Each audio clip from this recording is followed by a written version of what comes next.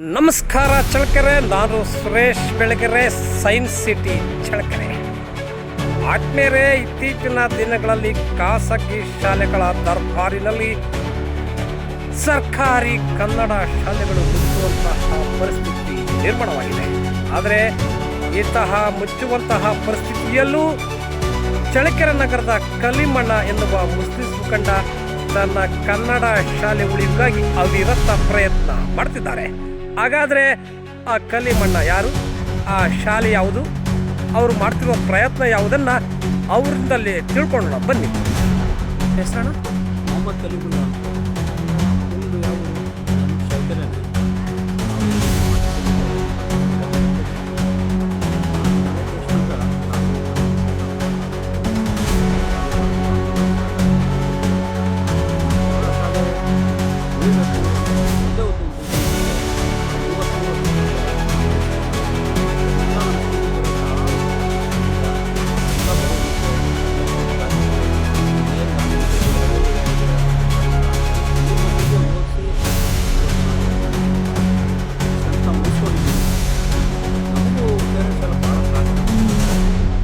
ಕಷ್ಟಪಟ್ಟು ಉಳಿಸ್ಕೊಂಡಿದ್ದೀವಿ. ದೇವರಿನ ಮುಂದೆ ನಾನಿರುವವರೆಗೂ ಈ ಶಾಲೆ ಉಳಿಸ್ಬೇಕು ಅನ್ನೋ ಒಂದು ಉದ್ದೇಶದಿಂದ ನಾನು ಒಣ ತೊಟ್ಟು ನಿಂತ್ಕೊಂಡಿದ್ದೀನಿ. ಅದಕ್ಕೋಸ್ಕರ ಏನು ನಿಮ್ಮ ಸಹಕಾರ ಎಲ್ಲ ಬೇಕು ಅಂತ. ಮುಖ್ಯವಾಗಿ ಇವತ್ತು ಖಾಸಗಿ ಶಾಲೆಗಳಿಗೆ ಲಕ್ಷ ಲಕ್ಷ ಕೊಟ್ಟು ವಿದ್ಯಾರ್ಥಿಗಳನ್ನ ಸೇರಿಸ್ತಾರೆ. ಆದರೆ ಇವತ್ತು ಉಚಿತವಾಗಿ ಒಂದು ಶಿಕ್ಷಣ 30 ವರ್ಷಗಳಿಂದ ಉಚಿತವಾಗಿ ಶಿಕ್ಷಣ ಕೊಟ್ಕೊಂತ ಬಂದಿದ್ರ.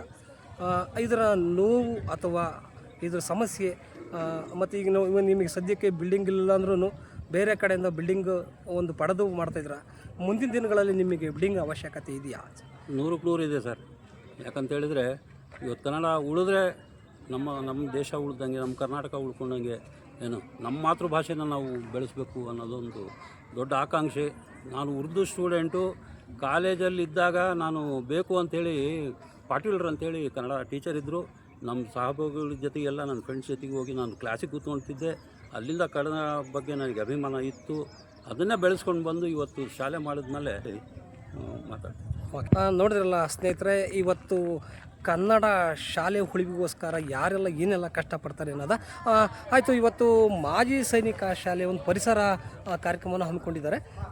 ಮುಖ್ಯವಾಗಿ ಯಾವ ರೀತಿ ಒಂದು ಸಂತಸ ಇದೆ ಮತ್ತು ಪರಿಸರ ಬಗ್ಗೆ ಯಾವ ರೀತಿ ಕಾಳಜಿ ಇದೆ ಅನ್ನೋದನ್ನು ನಾವಿವತ್ತು ಲೈವಲ್ಲೇ ತೋರ್ಸೋಕ್ಕೆ ಇಷ್ಟಪಡ್ತಿದ್ದೀನಿ. ಹಾಗಾಗಿನೇ